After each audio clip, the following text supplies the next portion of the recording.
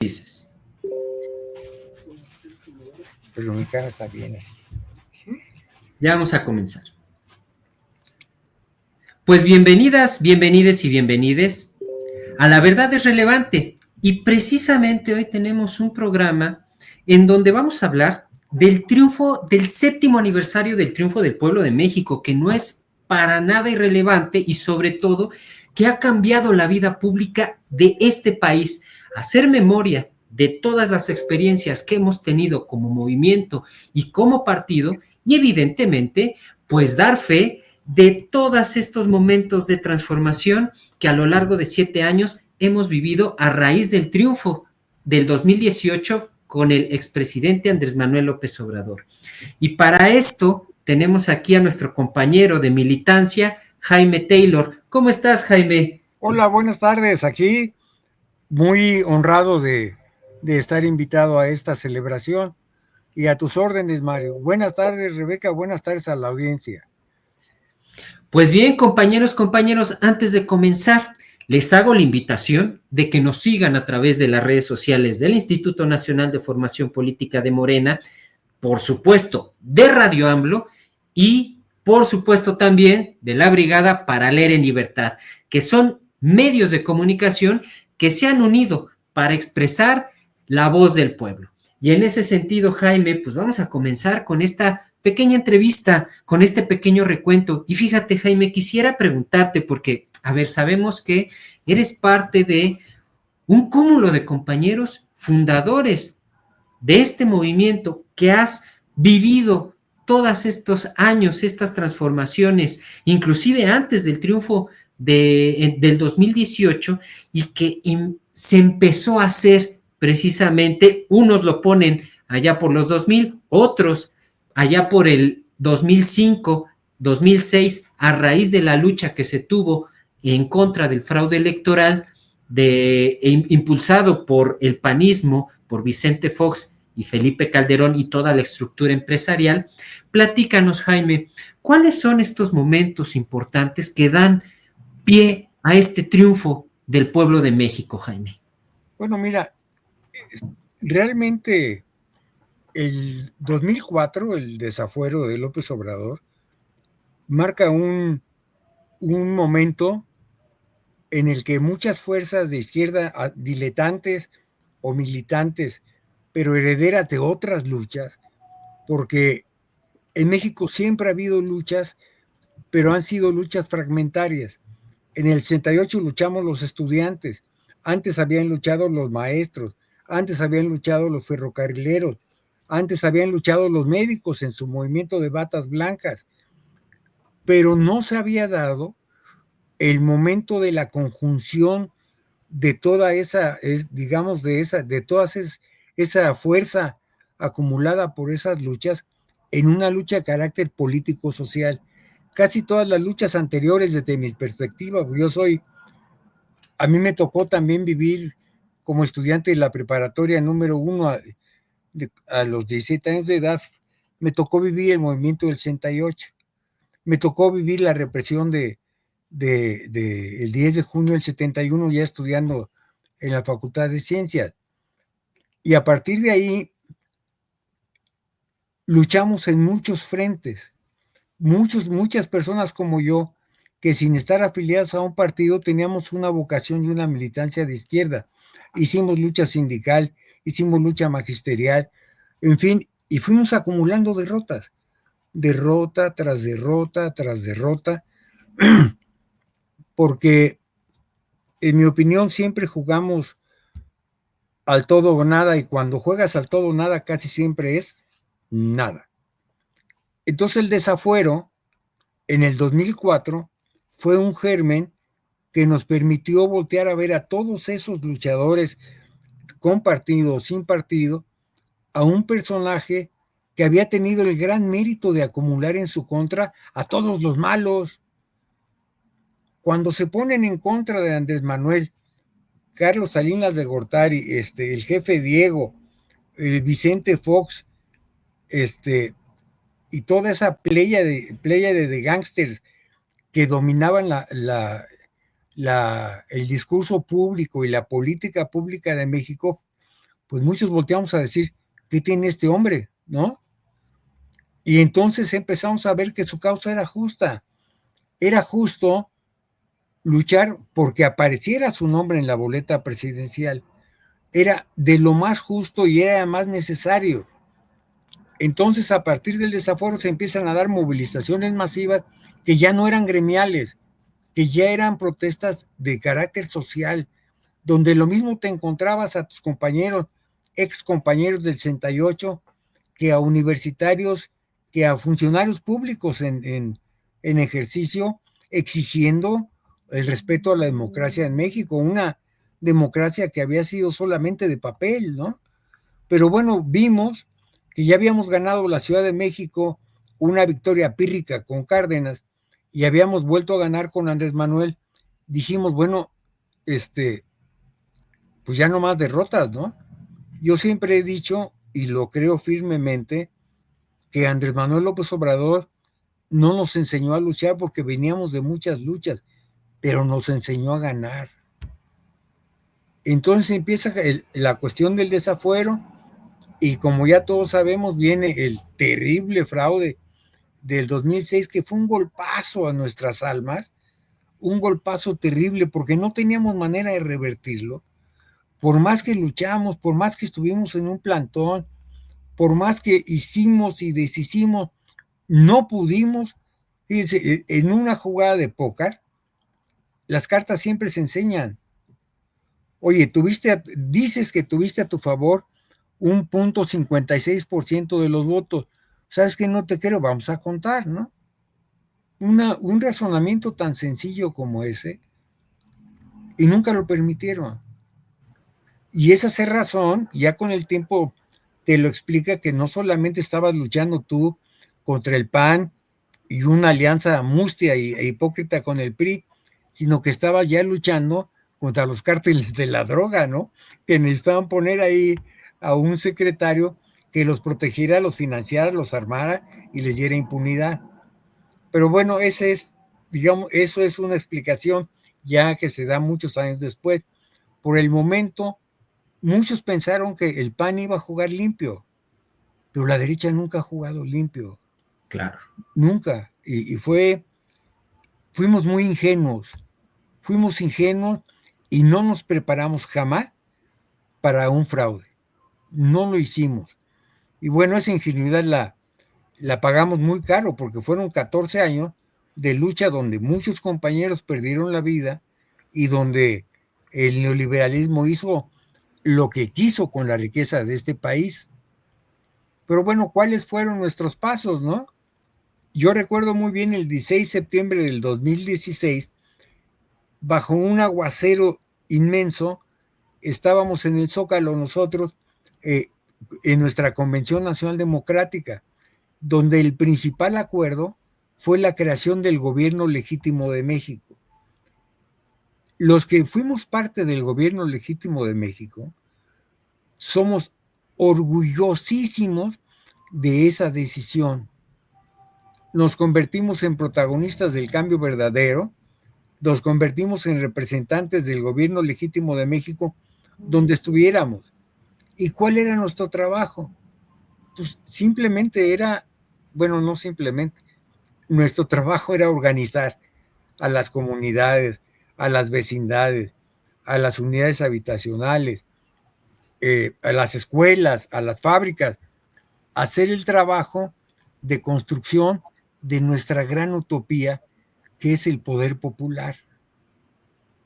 Sin embargo, desde entonces, no en contradicción, sino en un paralelismo que nunca fue convergente, esa construcción del poder popular se acompañó de una construcción política de un partido que estaba diseñado, digamos que únicamente para llevar a Andrés Manuel López Obrador a la presidencia.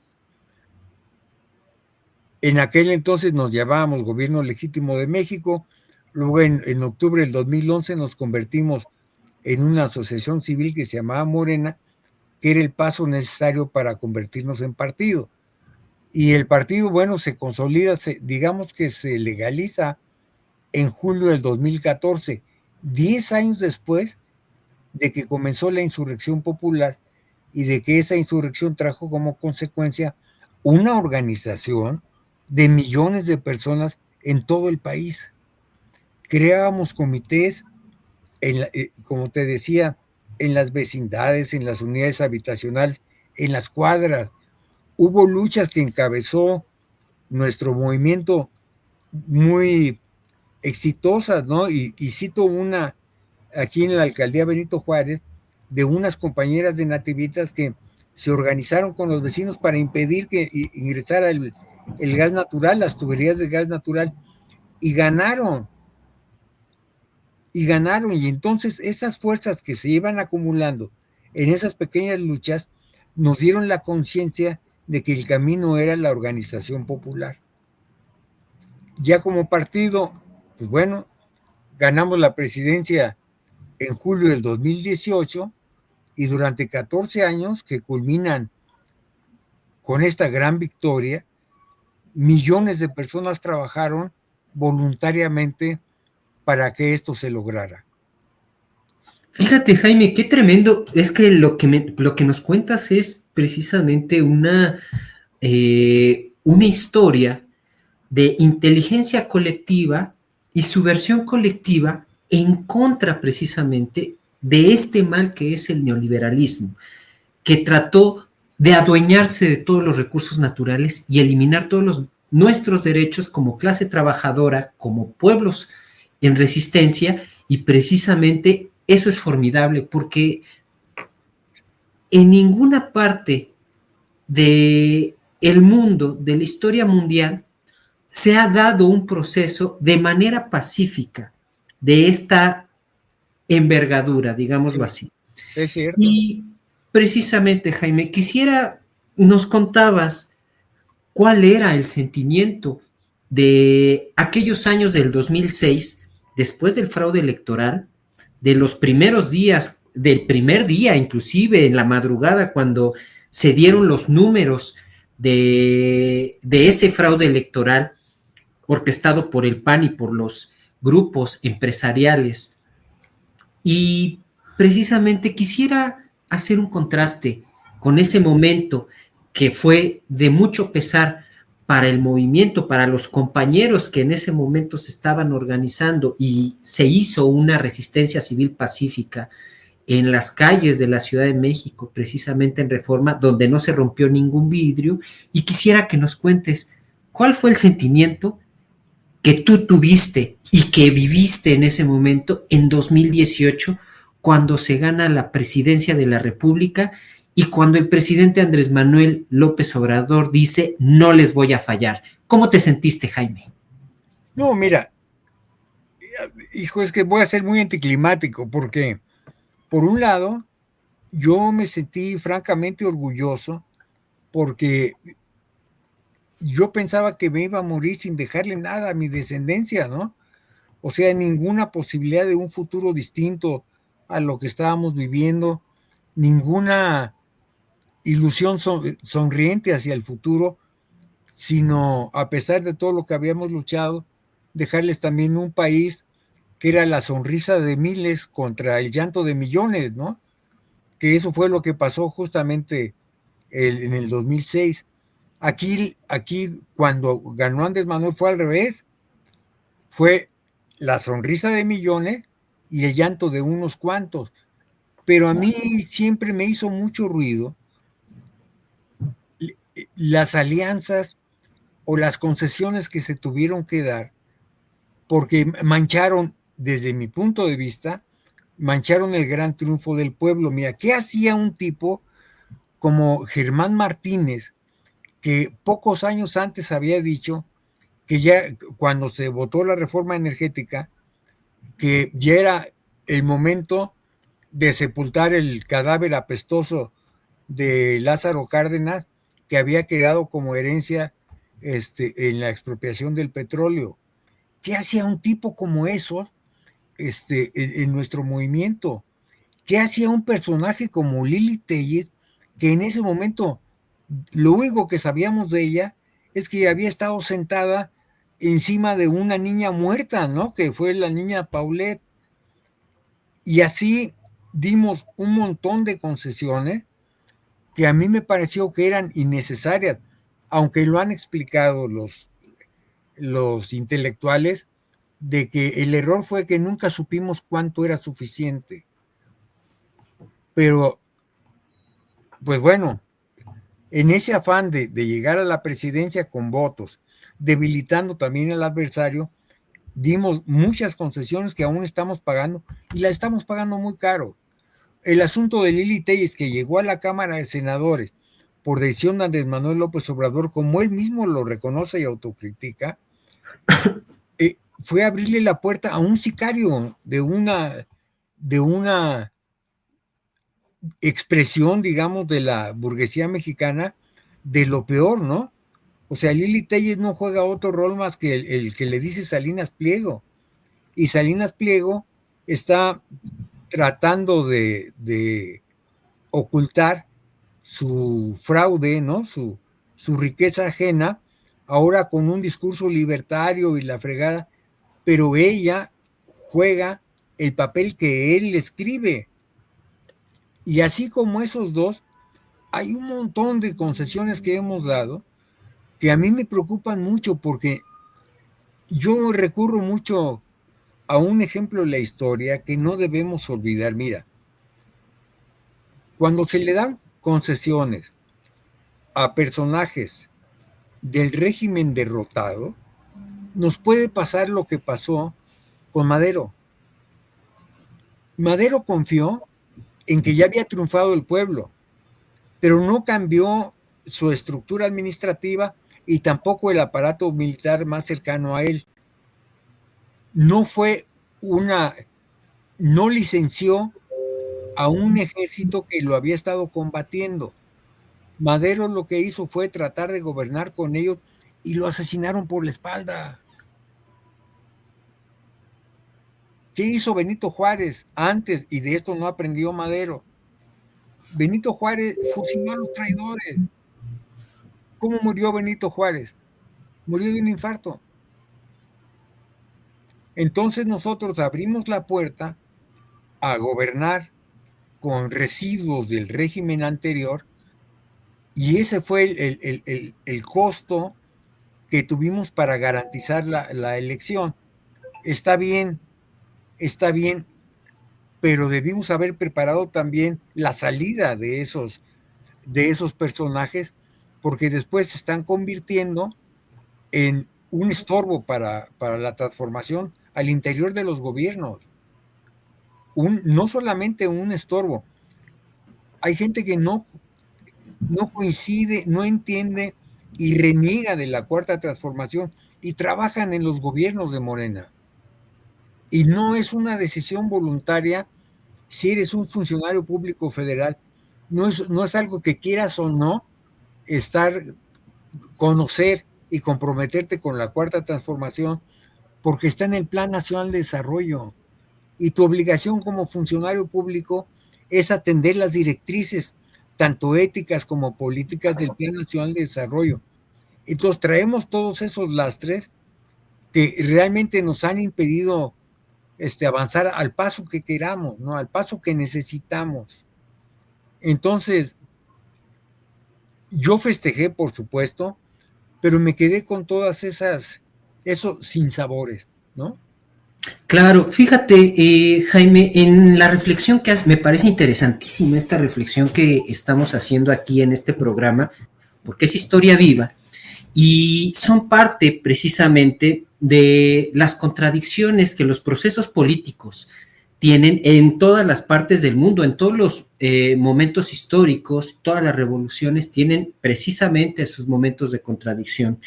Y en ese sentido, yo te preguntaría, fíjate que recordaba con relación a lo que tú comentabas, lo que Armando Bartra también comenta en muchas, en libros, en sesiones, lo que es el elefante y la elefanta reumáticas. Sí. Y que el presidente Andrés Manuel López Obrador lo hacía patente también en las conferencias mañaneras, que por cierto, gran ejercicio de comunicación y de disputa comunicacional. Sí. Nos ha ayudado infinitamente a lo largo de todo este tiempo. Una hazaña, Mario. Es una inteligentísima estrategia de comunicación. Y fíjate que recordaba esto del elefante y la elefanta reumática, y precisamente son estas resistencias, no solo dentro de de la oposición directa que tiene la derecha, o de los grupos claros de poder que tienen las derechas, sino también estos grupos que se han consolidado dentro de la estructura de gobierno, y en ese sentido, que son precisamente lo que hay que empezar a mover en ese sentido. Y el presidente Andrés Manuel López Obrador en 2018 precisamente empezó a mover esa estructura de gobierno con todos los vericuetos de este elefante reumático, que son organizaciones, personas, pero también son anclajes legales. Uh-huh. Y precisamente también recuerdo lo que Armando Bartra dice de la elefanta reumática, que tiene que ver con esta parte del pueblo que no participa de la política. Y en ese sentido, Jaime, yo te preguntaría, a raíz de esto, ¿cuáles son las lecciones que debe de aprender un movimiento de transformación a raíz precisamente del triunfo del pueblo de México? Porque si bien a mí me parece fundamental ser, sí ser reflexivo, pero también pensar en que la revolución también es una fiesta, y yo recuperaría precisamente la expresión que habla Epigmenio Ibarra, que dice que revolución que canta gana, y precisamente en esos momentos lo que hizo a la resistencia fue esta actitud precisamente de lucha y de canto, porque también había expresión cultural en ese momento, en 2006, y por supuesto en el 2018. ¿Cuáles son las lecciones? Toda nuestra lucha estuvo acompañada por expresiones artísticas maravillosas. Hay toda una música compuesta básicamente por Jesús Rodríguez y su pareja, que nos acompañaron durante toda nuestra lucha y que poníamos en los altavoces cada vez que nos reuníamos. Y entonces la gente que nos conocía oía la música y se acercaba a escuchar nuestras asambleas, a recibir nuestro periódico, a hablar, ¿no? A participar de lo que estábamos discutiendo. Y perdón que te haya interrumpido. No, adelante, por favor. Pero entiendo que, por ejemplo, otras expresiones que utilizamos mucho nosotros en nuestro trabajo militante eran los cartones de la jornada. Hacíamos tendederos de árbol a árbol y pegábamos ahí impresiones de las caricaturas del Fisgón, junto con carteles informativos, ¿no? Del Fisgón, del Guerra, de Hernández. Y toda la gente pasaba, y aunque no quisiera, le echaba un ojo a lo que estábamos ahí nosotros exhibiendo. Y mientras estaban ahí nuestros tendederos, nosotros con nuestro megáfono o a voz en cuello, tratando de dar información y convocando a los compañeros a que nos escucharan o a que participaran de nuestras asambleas. Ese trabajo se abandonó. Cuando ganamos el gobierno, le dimos la espalda al trabajo popular. O sea, dejamos de ser un movimiento. Es falso que seamos un partido movimiento. Es falso. Todas las iniciativas han sido orientadas a las cuestiones electorales, donde hemos sufrido, francamente, humillaciones, no por derrotas, sino por triunfos electorales humillantes para nuestro movimiento. Humillantes. Hemos llevado al poder a personajes que quizás debieran estar en la cárcel. ¿Y por qué? Porque hemos priorizado lo político sobre lo social. Hemos priorizado lo electoral sobre la organización popular. Si nosotros tuviéramos, rescatáramos aquel trabajo que se hizo de organización del pueblo en secciones, tendríamos una opinión válida de la militancia para saber, por ejemplo, quién puede ser un candidato. Hemos impuesto candidatos que nuestra militancia ha rechazado. porque conocen su historia. Y entonces resulta que esos candidatos tienen que pagar para que les hagan las campañas. Nada más contradictorio con nuestra historia. Nosotros trabajamos 14 años sin un pinche peso. Y no solo sin un peso, sacando con todo gusto y orgullo de nuestra bolsa para financiar nuestras actividades. Ya resulta que hay acciones del partido que no se hacen si no hay dinero. Y claro, donde hay dinero, no hay pueblo. No sé si esta expresión tan charra se entienda, ¿no? Pero si yo tengo que pagar a quien haga una campaña electoral, quiere decir que la militancia no está convencida de trabajar voluntariamente, como lo hemos hecho siempre, por un candidato, porque no se identifica con él. Y te puedo dar ejemplos, pero no quiero llegar lejos con denuncias, ¿no? Pero en su momento ya se han hecho a través de las redes.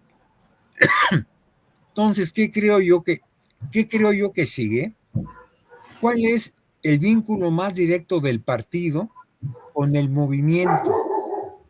El vínculo más directo son nuestros comités seccionales. Llamémoslos seccionales porque ese fue el nombre que se les dio para la cuestión electoral.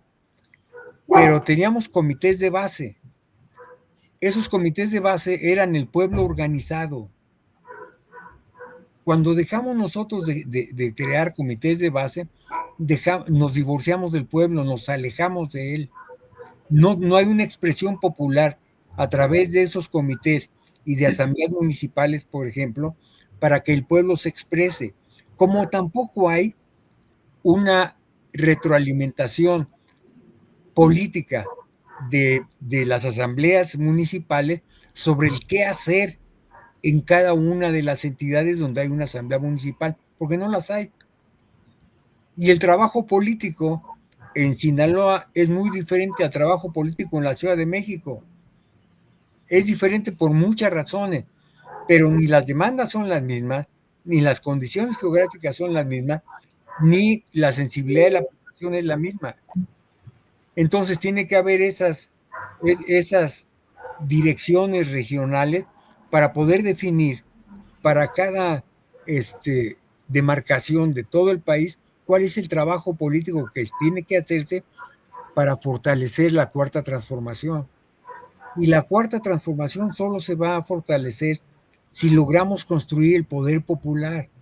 ¿Y cómo vamos a construir el poder popular? Regresando al pueblo. No tenemos trabajo sindical, Mari. No tenemos trabajo estudiantil. No tenemos trabajo magisterial y ahí está la irrupción de la CENTE, donde no se ve un discurso pro Morena por ningún lado. No hay trabajo político. Pero, por ejemplo, Jaime, yo te preguntaría con relación a esto que nos cuentas, por ejemplo, todos estos sectores que se unen a la cuarta transformación, por ejemplo, tal vez la CENTE, y no toda la CENTE está precisamente unida a esta marcha magisterial que se está haciendo. Y, por ejemplo, lo que es el trabajo con organizaciones, con gente que precisamente se está haciendo, inclusive los compañeros y compañeras que luego salen a territorio, que están en territorio y que tienen trabajo de organizaciones y trabajo con sindicatos. Ese trabajo precisamente, Jorge, o sea, todo en ese sentido, todo está perdido, Jorge, desde esta perspectiva. ¿Tú crees que todo está? Digo, Jaime, perdón. Pues es que trabajo sindical nunca hicimos. O sea, a pesar de la tradición del Partido Comunista, de su trabajo en los sindicatos que se abandonó con la reforma electoral de Reyes Heroles, nosotros nunca retomamos esa tradición. No hay células del Movimiento de Regeneración Nacional en ningún sindicato, hasta donde yo sé, aunque hay sindicatos que se han abierto a los programas y a los cursos de formación del instituto, pero no hemos creado el germen de la organización política al interior de los sindicatos. No lo hemos creado, no hay expresiones sindicales pro 4T firmes y orgánicas, no las hay. Son quizás ahí algunos despistados, ¿no? Nosotros luchamos brazo a brazo con el ESME, luchamos con ellos durísimo. Incluso el gobierno legítimo de México, a través de la Casa del Movimiento Benito Juárez, instaló una carpa junto al plantón del ESME. Ahí estuvimos mañana, tarde y noche durante mucho tiempo, recaudando fondos durante el día para llevarles a los huelguistas de hambre en la noche lo que necesitaran. Y juntábamos dinero para el saldo de los teléfonos, para miel, para agua, para algún medicamento. Ya estuvimos trabajando con ellos y no logramos crear una célula de Morena en el ESME. No lo logramos. Al contrario, la gente del ESME que se unió a Morena realmente fue rechazada del sindicato. Ya para ir cerrando la charla, Jaime, que la verdad es que hemos estado analizando muchas cosas y la verdad es que ha sido un recorrido histórico muy interesante y reflexiones muy profundas con relación a la organización territorial.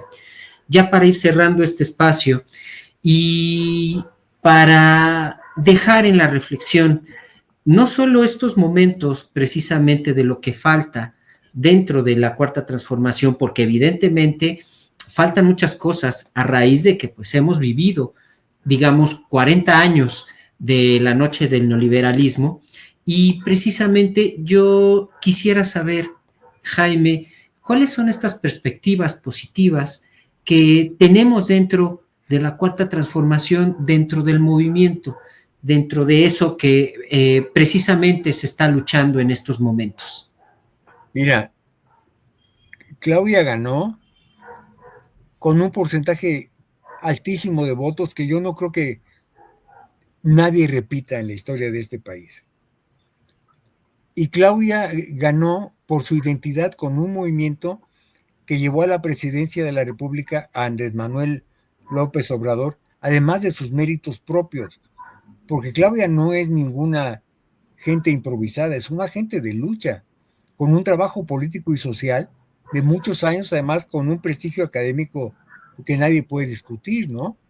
Y entonces la presidencia de AMLO nos devolvió la dignidad como pueblo, Mario. Eso es invaluable. Sacó a 11 millones de personas de la pobreza, se enfrentó a una pandemia que causó estragos terribles en casi todo el mundo y a nosotros pues no nos fue tan mal. No, se reorientó el presupuesto público a través de programas sociales para distribuir la riqueza. O sea, no son cosas, son cosas totalmente antineoliberales, ¿sí? Que pusieron al país no en una etapa que también del instituto tildaron de post-neoliberal o anti-neoliberal, y hoy estamos con Claudia construyendo una nueva sociedad que le han llamado el segundo piso de la transformación. Pero el segundo piso de la transformación implica un país con más oportunidades, un país donde, como alguna vez en una manifestación, una gran manta decía, por el derecho a ser felices. Y la verdad es que el papel que está haciendo Claudia es también extraordinario. 83% de aceptación, pues ¿quién? Sin embargo, el riesgo es que en el gobierno existen, yo no sé si organizados o no, muchas rémoras del neoliberalismo que estorban, no solamente personas, también como bien lo dijiste, el gobierno es un ente sobre regulado que no nos hemos atrevido nosotros a ir cambiando poco a poco. Hasta ahora que Claudia está hablando de la simplificación de trámites, ese es el camino. Tenemos que renovar, tenemos que innovar. Bien dijo Lorenzo Meyer, el trabajo de la 4T en el gobierno tiene mucho de destrucción, de construcción y de invención. Y las reumas no nos han permitido ni reconstruir ni inventar, porque nos han metido en la cabeza que cualquier falta a los procedimientos puede convertirse en un delito y eso es falso. Entonces yo tengo mucha confianza en el talento de Claudia, sin embargo veo el riesgo de que seguimos rodeados y llenos de rémuras del régimen anterior. Y fíjate, hay una salida. El Instituto Nacional de Formación Política diseñó hace ya varios años un programa que se llamó de Buen Gobierno y que ahora se llama de Servicio Popular. Gran programa, la verdad. Este programa, y tienen la oportunidad, inscríbanse.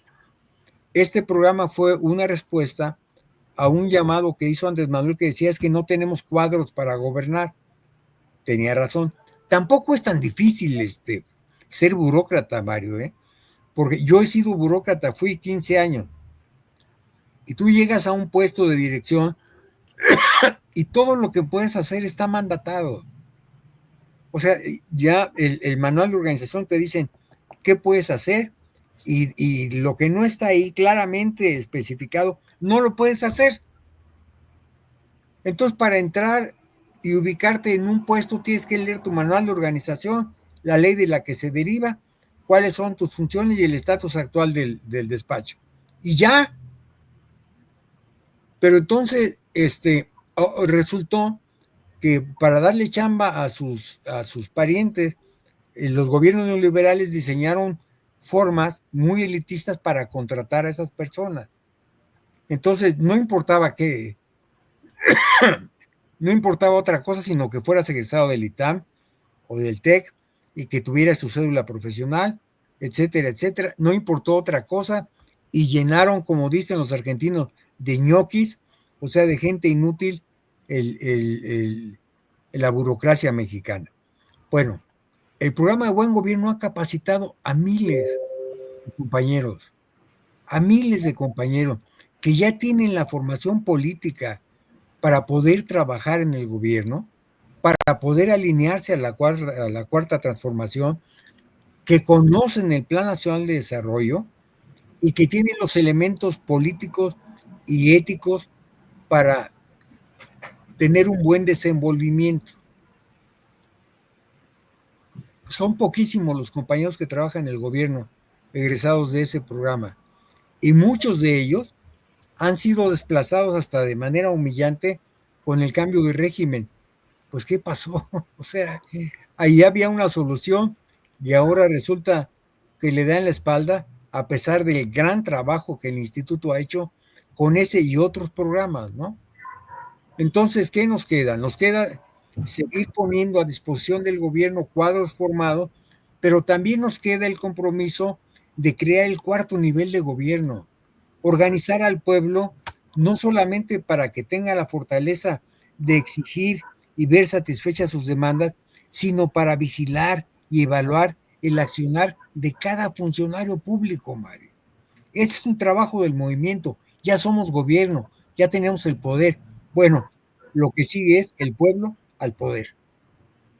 Bueno, Jaime, te agradezco infinitamente esta entrevista. La verdad es que ha sido muy reflexiva la entrevista de estos 7 años que hemos tenido la oportunidad de llegar al gobierno, que llegar al gobierno no es tener todo el poder, precisamente porque hay muchas fricciones, muchas reticencias, y hay que recordar que los procesos de transformación son largos. Y en ese sentido me parece fundamental que vayamos precisamente luchando a través de estos procesos y de la reflexión constante en coyuntura y sabiendo precisamente los alcances que tienen ciertas partes del partido, ciertas partes del gobierno y sobre todo teniendo siempre claro nuestros análisis de coyuntura. Y eso me parece fundamental. Jaime, te agradezco infinitamente que hayas estado aquí con nosotras y nosotros. En la verdad es relevante. A usted, a ti, Mario, te agradezco mucho. Ojalá no me haya salido mucho del tema, pero creo que solo festejar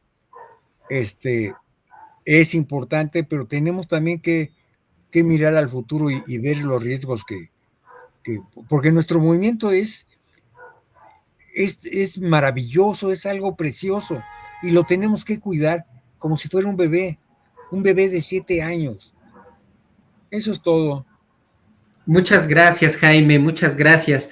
Y les recuerdo que que se suscriban a las redes sociales del Instituto Nacional de Formación Política de Morena, a las redes sociales de Radio AMLO, por supuesto, que hay que decirlo, cumple 19 años, celebramos con bombo y platillo, y por supuesto, a las redes sociales de la Brigada para Leer en Libertad. Y esto es, la verdad, es relevante, que apertura espacios para todas las voces. Muchas gracias y recuerden que sin formación no hay transformación. Nos vemos la próxima.